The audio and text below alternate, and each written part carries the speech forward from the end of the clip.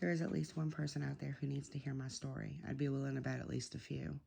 And I've been silent for far too long. You need to know that you will survive. You need to know that you will make it out on the other side and you won't even smell like smoke. You need to know how much better it is on the other side. You need to know how I made it. This will be hard for me. I've always had a fear of speaking in front of people. When I was a little girl and we would have to do presentations in front of the class, I'd gladly take a 0 and not even bother doing the report. I was a straight A student, but that was a hard pass for me. No one noticed there was an issue, and I got in my fair share of trouble over that. When I was a little girl, I didn't speak up and certainly didn't speak out. I was actually pretty quiet and had become nothing like her. I had let life and circumstances make me hard and bitter. I closed myself off to most people because the ones I had let close hurt me so badly. I was the exact opposite of that little girl, but we were still operating under the same emotion, fear. I work in an industry where it is hard for women to make to their way to the top. The ones who do typically have clawed their way up. I just worked hard and it was noticed. But I didn't have the best approach and I was constantly frustrated under a ton of work. No matter where I went, it didn't take long for them to discover what I am capable of. In December of 2014, I got pregnant with twins. I worked for 6 months and was placed on strict bed rest. Because I was 34, I saw my OB and also a specialist. By the time they placed me on bed rest, I was going to each doctor twice a week and non-stress tests for the babies twice a week as well. They ended up being 6 weeks early, and that terrified me. They were so tiny. They did great, though. Stayed in the NICU for 11 days and came home together. Those 11 days were tough because I went home after the first few. I was pumping and my husband was running milk a few times a day, and we would go feed them as often as we could.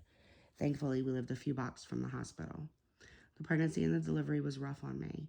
My blood pressure spiked dangerously high by the morning after the delivery. I had saw the babies briefly in the OR.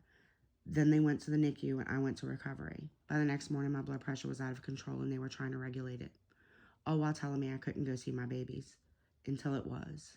My husband worked offshore at the time and was unable to get off the boat because I had an emergency C-section, which was decided after 9 p.m.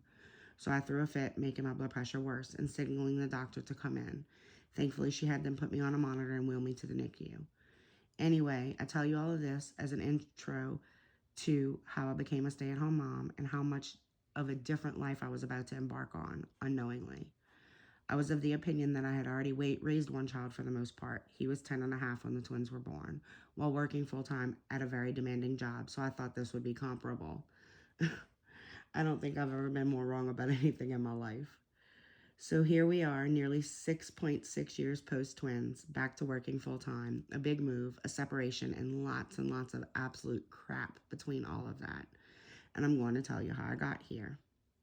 I knew God existed. I knew He created all the things.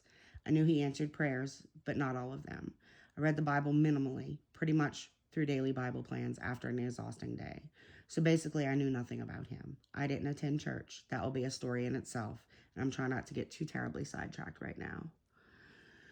Well, my world flipped upside down. For the last year I was a stay-at-home mom, I had some severe health challenges, including 2 surgeries and 2 hospital stays.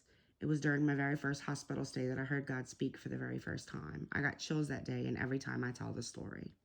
I was on my knees crying and praying, something I never did, when I heard Him. And He has taken me on such an incredible journey, full of redemption. He has shown me who He is, and I pray others come to know Him because of His goodness to me. He is faithful and has held me, strengthened me, honored me, loved me, and sometimes dragged me in protest to where I need to be. And I honestly wouldn't change any of it. Every bit of it has caused me to learn and grow, stretch and blossom beyond anything I could anticipate after everything I had endured. It has put me on the path to become who I was always designed to be. It has shown me that the sadness had grown to anger and bitterness, had made me into someone I am not. I had to allow Him to remove all of that. It was tough and painful, but so worth it. So whatever your journey is, know that the one who holds the pen has also got your back. I am living proof that God does in fact give beauty for ashes, the oil of joy for mourning, and a garment of praise instead of a spirit of despair when you keep your eyes on Him. Welcome to the new.